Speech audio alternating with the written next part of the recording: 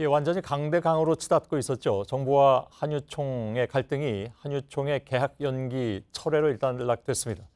일단 다행이라는 안도감도 있지만 왜 그랬는지 궁금할 수밖에 없죠. 취재 기자와 그 배경을 짚어보고 향후의 유치원 사태도 좀 보도록 하겠습니다.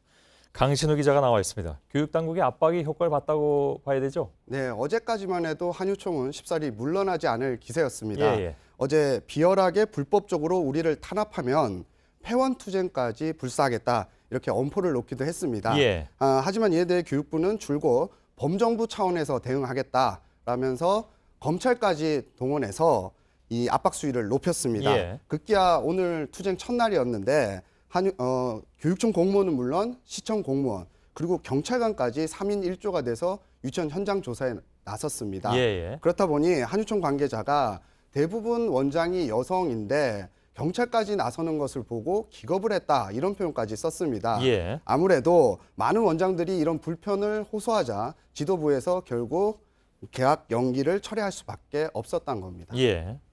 뭐 또 다른 얘기들도 많이 나오곤 있는데 그 얘기는 이따가 박영진 의원하고 좀 더 나눠보도록 하겠습니다.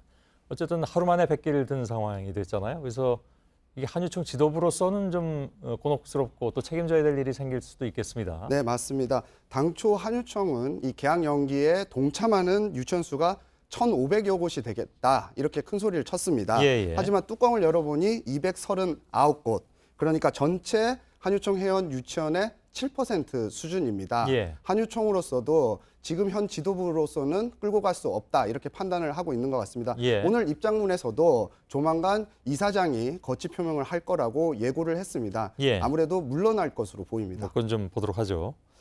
그 서울시 교육청이 한유총의 설립 허가를 취소하겠다고 했잖아요. 이게 뭐 지금 당장 이루어질 수 있는 건 아니지만 그러나 이게 또 상당히 좀 압박으로 작용했을 가능성도 있는 거죠. 네, 그렇습니다. 그 서울교육청이 신청 발표 2시간 만에 바로 한유총이 이 철회 발표를 했거든요. 이게 바로 뒷받침해 주는 건데요.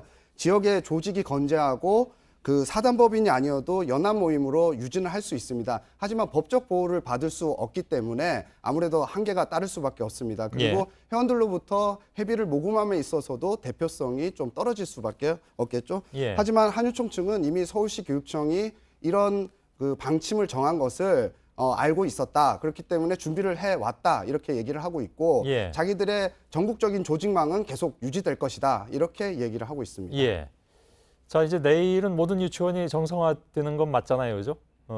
근데 또 이런 일이 과연 없을 것이냐? 이건 어떻게 봐야 될까요? 사실 이번 개학 연기 카드도 교육당국은 전혀 예상을 하지 못했습니다. 자체 법률 검토를 거쳐서 지금까지도 자기들의 투쟁은 준법 투쟁이다 이렇게 하면서 정부를 곤혹스럽게 하고 있습니다. 그야말로 한유총은 어디로 튈지 모르는 단체라는 건데요. 오늘도 정부의 압박에 문을 연 일부 유치원들은 통학 차량을 운영하지 않는다거나 오후에 문을 연다는 등 이런 갖가지 꼼수로 학부모들을 괴롭혔습니다.